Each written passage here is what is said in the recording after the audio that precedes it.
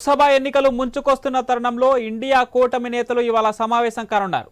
ఈ రోజు ఉదయం 11:30 వర్చువల్ గా మీట్ అవుతున్నారు. ఈ మీటింగ్ లో ప్రధానంగా 2 అంశాలపై చర్చ జరగనుందని ఆయా పార్టీల వర్గాల సమాచారం. కన్వీనర్ పేరుపై చర్చ జరపడం, సీట్ల పంపకాల వ్యవహారంలో అనుసరించాల్సిన విధానంపై సంప్రదింపులు సాగించడం ప్రధాన ఎజెండాగా తెలుస్తోంది. అయితే ఇండియా కూటమి గత చర్చల్లో కూడా 28 పార్టీల కూటమికి కన్వీనర్ ప్రస్తావన వచ్చింది. బీహార్ సీఎం నితీష్ కుమార్ పేరు బలంగా వినిపించింది. కూటమికి ప్రత్యేక కార్యాలయం ఉండాలని, స్పోక్స్ పర్సన్ కూడా ఉండాలనే డిమాండ్లు కూడా వచ్చాయి.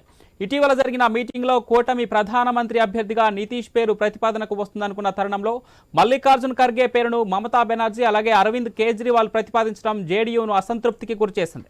సమావేశానంతరం నితీష్, ఆర్జేడీ చీఫ్ లాలూ ప్రసాద్ యాదవ్ ఏమాత్రం ఉత్సాహంగా కనిపించలేదు. లోక్సభ ఎన్నికలు ఏప్రిల్ లేదా మేలో జరిగే అవకాశం ఉంది. ప్రస్తుతం లోక్సభ పదవీకాలం జూన్తో ముగియనుంది. రైట్, ఇక ఇదే విషయానికి సంబంధించి మరింత సమాచారం మా ఢిల్లీ ప్రతినిధి రామకృష్ణ ఫోన్ లైన్లో అందిస్తారు. ఎస్ రామకృష్ణ, డీటెయిల్స్ ఏంటి? అయితే ఇండియా కూటమి సమావేశం ఈ రోజు జరగబోతుంది. మరి ఈ సమావేశం వర్చువల్ సమావేశం నేతలందరూ కూడా వాళ్ళ స్టేషన్ నుంచి ఇందులో వర్చువల్ గా పాల్గొంటారు.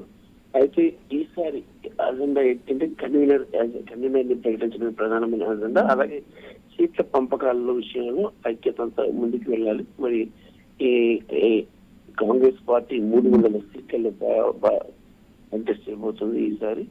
అలాగే 242 సీట్లు విపక్ష అంటే అన్ని మిత్రపక్ష పార్టీలన్నిటికీ కూడా ఇచ్చేందుకు అవకాశం ఉంది. మరి ఏఐసీసీలో ప్రతిరోజు కూడా ఈ లోక్సభ ఎన్నికల కసరత్తుకు సంబంధించి జరుగుతూనే ఉంది. మరి ఈ నేపథ్యంలో ఈసారి అన్ని పార్టీలు అంటే కూటమిలోని అన్ని పార్టీలతో కలిసి ముందుకు వెళ్ళాలి. ఎందుకంటే 5 రాష్ట్రాల ఎన్నికల కూటమిలో ఎవరికి వారు యమునా తీరంకి వ్యవహరించడం కాంగ్రెస్ కి భారీ షాక్ తగిలింది.